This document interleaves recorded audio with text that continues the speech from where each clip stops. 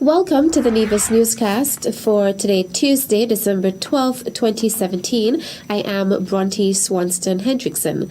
A ceremony was held earlier today to officially hand over the newly refurbished Gingerland Preschool. Felicia Liburd attended that ceremony.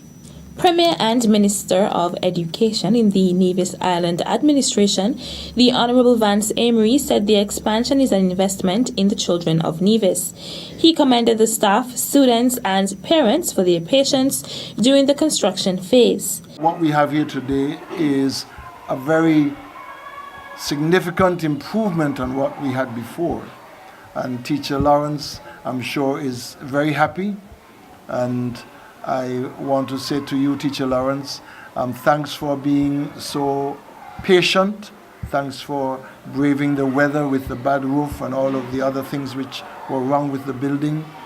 And also to your teachers who support you in the effort. And the parents as well, who have also been very patient with us. I think your patience has paid off, and you are now in very spacious and beautiful, clean accommodations. And I want to encourage you to continue to do the good work so that the children could be the beneficiaries, and then the country of Nevis and the Federation of St. Kitts and Nevis could see the results of your work with the children who will get their foundation right here. Supervisor of the preschool, Pamela Elliott Lawrence, expressed her gratitude to the Ministry of Communications and Works, the Department of Education and the Public Works Department for their role in the expansion of the school. She expressed her delight with the outcome of the project to the contractor Rohan Hutton and his team. To our energetic contractor Rohan and his hard-working team, which consisted of past parent, student, or a student relative, for accepting the challenge. We applaud you for the excellent work that was done on the building. We are quite comfortable. The construction began in July of 2017 and was completed late last month. Permanent Secretary in the Ministry of Communication and Works, Dr. Ernie Stapleton, presented the keys to Permanent Secretary in the Ministry of Education. The keys were eventually handed over to the supervisor of the school, Pamela Elliott Lawrence. The school will now be able to accommodate 60 students.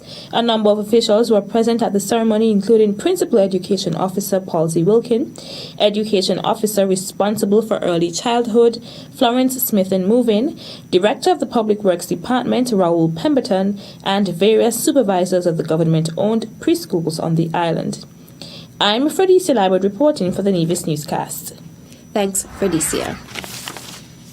Following yesterday's nomination of candidates for the December 18th Nevis Island Assembly elections, Supervisor of Elections Elvin Bailey made an address advising of the 34 sites that have been identified as polling stations.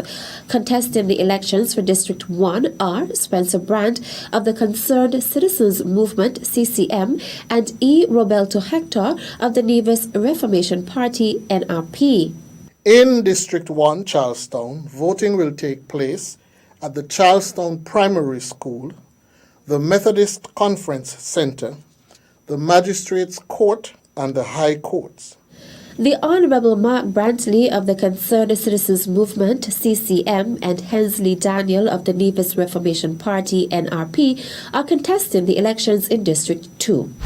In District 2, St. John's, the stations are the Barracks at Bath, the Ivor Walters Primary School, the Special Education Unit, the Brompasture School Computer Lab, the Church of God at Cox, and the Elizabeth Pemberton Primary School. Eric Evelyn of the Concerned Citizens Movement, CCM, and Corey Tyson of the Nevis Reformation Party, NRP, are the candidates for District 3. In District 3, Gingerland, the voting sites are the Zion Methodist Church, the Hanleys Road Community Center, the Hard Times House, the Gingerland Preschool, and the Joycelyn Liburd Primary School.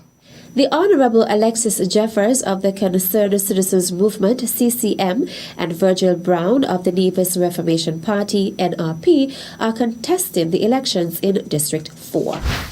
In District 4, St. James's, the sites are Butler's Community Center, Church of God in Brooklyn, Franklin Brown Community Center, the Methodist Hall in Fountain, and the Violet O. Jeffers Nichols Primary School. The candidates contesting the elections in District 5 are Keith Scarborough of the Concerned Citizens Movement, CCM, and the Honorable Joseph Parry of the Nevis Reformation Party, NRP. In District 5, St. Thomas's, we are using community centers in Cotton Ground and in Jessops, as well as the Roman Catholic Church Hall. According to Bailey, the boxes have been split alphabetically and voters should check their districts, the electoral office, or the weekend newspapers for the details about the complete lists. Meantime, Supervisor of Elections Elvin Bailey advises that the Electoral Commission, which met on Monday, December 11th, is satisfied with the preparations for the upcoming elections.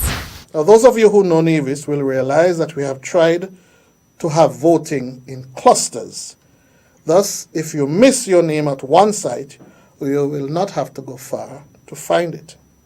Nevertheless, our offices on Chapel Street will be open on Saturday between the hours of 10 a.m. and 12 noon to assist with enquiries concerning these and any other matters.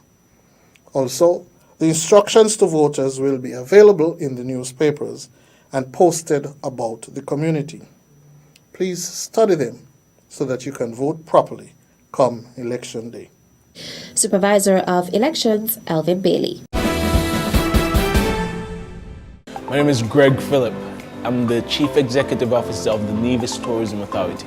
Nevis Mango and Food Festival has been around for 4 years, and in our view, it is one of the most unique festivals anywhere, mainly because of what it does. You see, it celebrates the mango. We have over 40 different varieties of mangoes on Nevis, plus a very, very rich and good culinary scene, and we've put those two things together. So once you dine at this Nevis Mango and Food Festival, believe me, you're dining on food that has never been created before, because every single chef that cook at this festival have one excellent challenge. The challenge is everything you cook, every course of every meal must include mangoes from Nevis.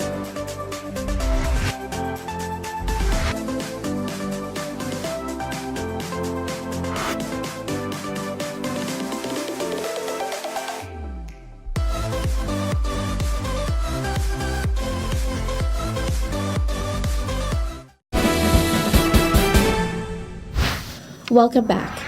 The more than $700 million Appropriation 2018 Bill 2017, which was introduced in the federal parliament for the upcoming fiscal year, was described as tax-free by Minister of Foreign Affairs and Aviation, the Honorable Mark Brantley, who added that it has been that way for 3 straight years.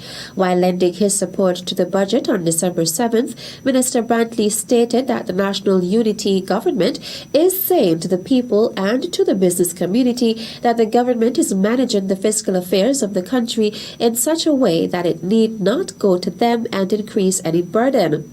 Minister Brantley noted that the budget has made provisions for several mechanisms to be created within the various governmental agencies, including the Ministry of Foreign Affairs and Aviation, for citizens to grow and prosper. He spoke to the many evolutions and revolutions that were ushered in globally for 2017, noting that in spite of such, the Federation of St. Kitts and Nevis was able to grow, and his ministry remains committed to ensuring that all persons benefit positively without hassle. Minister Brantley said the Ministry of Foreign Affairs under his leadership will continue to work to ensure that the diplomatic footprint of the St. Kitts and Nevis expands.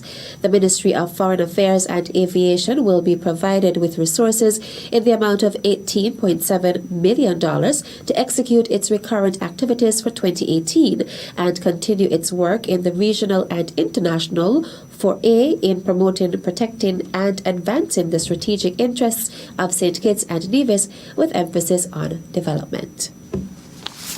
Applications are now open at the University of the West Indies UWI Open Campus for an online course in transformational leadership. The course aims to equip Caribbean leaders and technical managers in the public and private sector, as well as civil society and development organizations, to implement the 2030 Sustainable Development Goals (SDGs) for the region. The short-term, continuing and professional education 40-hour course covers core elements from the field of leadership, results-based management, sustainable development, and the execution of intersectoral projects in support of SDGs. The customized certificate course of transformational leadership to achieve the Sustainable Development Goals is focusing on maximizing the limited resources of small islands developing states, managing the process of operationalizing the SDGs, and building a culture committed to the discipline of execution through systematic goal setting, identification of indicators, monitoring, reporting, and realignment of strategic and resources. For more information on the SDGs Leadership Development course and on how to apply, interested persons are invited to visit www.open.ue.edu/CERT-SDG. The application deadline is January 2nd, 2018. And that brings us to the end of this edition of the Nevis Newscast. I am Bronte Swanston Hendrickson. Thanks for viewing.